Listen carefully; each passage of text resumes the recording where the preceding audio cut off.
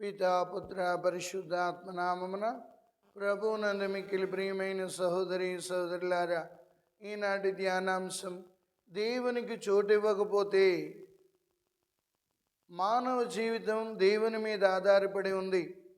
మనం సత్యోపదేశంలో నేర్చుకున్నట్లుగా దేవుడు మానవుని ఎందుకు సృజించును అంటే తనను ప్రేమించి సేవించి తనను మళ్ళా తిరిగి తనలో మమేకమవ్వడానికి. యాకోబు రాసిన లేఖ 4వ అధ్యాయం 8వ వచనంలో, మీరు దేవుని దగ్గరికి రండు, దేవుడు మీకు దగ్గర వాడవుతాడు. ఈనాడు మన అనుదిన జీవితాలలో అనేక మందికి మనం చోటిస్తున్నాం. మన ఇంటిలో, మన హృదయాలలో, ముఖ్యంగా సెల్ ఫోన్కి అయితే మరీ ఎంత ఎక్కువగా చోటిచ్చి మన జీవితాన్ని పాడు చేసుకుంటున్నాం. కొంతమంది బాగు చేసుకుంటున్నారు. ప్రియులారా, ఇక్కడ చూసినట్లయితే దేవునికి మన అనుదిన జీవితంలో చోటు ఇవ్వకపోతే ఏమవుతుంది అంటే, మొదటగా పాపానికి బానిసలమైపోతామో. ఎవరెవరైతే దేవునికి చోటు ఇవ్వగలుగుతుంటారో వాళ్ళు పాపాన్ని విడిచిపెట్టడానికి ప్రయత్నిస్తుంటారు, పాపపు క్రియలను విడిచిపెట్టడానికి ప్రయత్నిస్తుంటారు. ఎప్పుడైతే దేవునికి చోటు ఇవ్వలేదో పాపం మన జీవితంలో రాజ్యం ఏలుతుంది, మన జీవితాన్ని పాడు చేస్తుంది, మనల్ని దేవునికి దూరం చేస్తుంది. అందుకే మత్తయి శుభవార్త 6:33లో, మొదట ఆయన రాజ్యమును నీతిని వెతుకుడు, తరువాత మీకు అన్నీ సమకూర్చబడను. మన జీవితాలలో దేవునికి చోటు ఇవ్వగలుగుతున్నామా? ఎంతవరకు ఇవ్వగలుగుతున్నామో చూడాలి.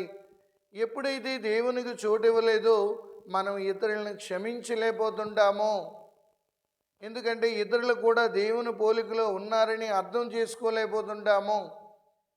దేవునికి చోటు ఇవ్వలేనప్పుడు మనం ఇతరులను క్షమించలేము, ఇతరులను అర్థం చేసుకోలేము, ఇతరులకు సహాయం చేయడానికి ఇష్టపడం.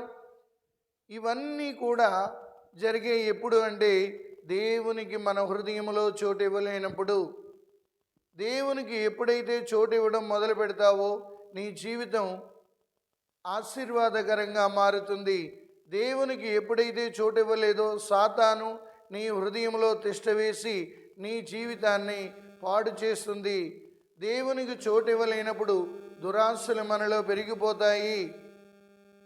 ఆ దురాశ ద్వారా, దురాశ దుఃఖానికి చేయటన్నట్లుగా ఆ దురాశ ద్వారా మన జీవితాలను నాశనం చేసుకుంటాం. ప్రియులారా, ఆ దురాశలున్న వ్యక్తి ప్రార్థన కూడా దేవుడు ఆలకించడని మనం యాకోబు రాసిన లేఖ 4:3లో చూస్తున్నాం. కాబట్టి దేవునికి నేను స్థానాన్ని ఇవ్వడానికి ఎంతవరకు ప్రయత్నిస్తున్నాను?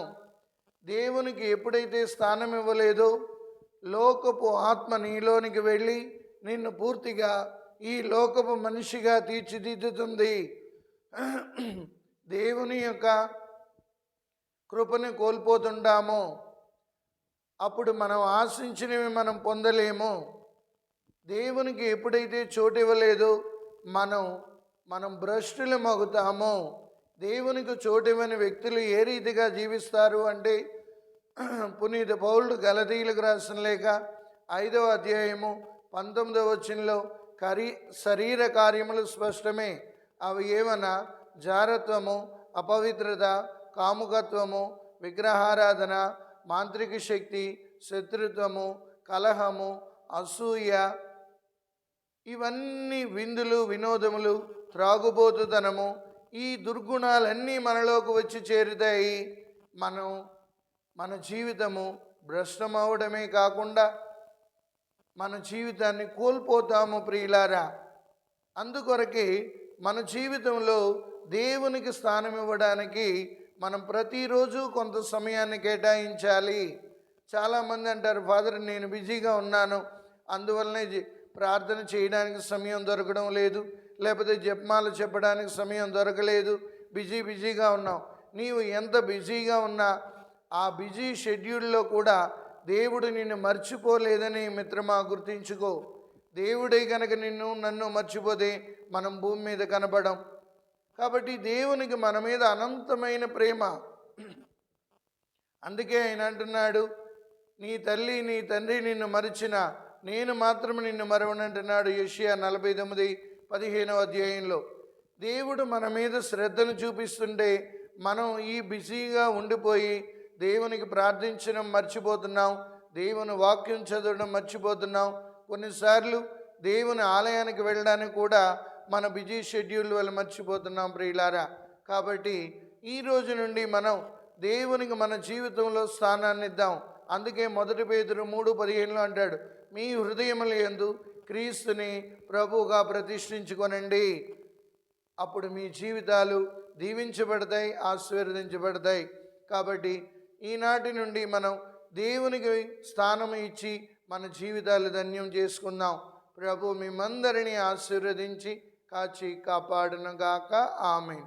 పితా పుత్ర పవిత్ర ఆత్మ నామమున ఆమెన్.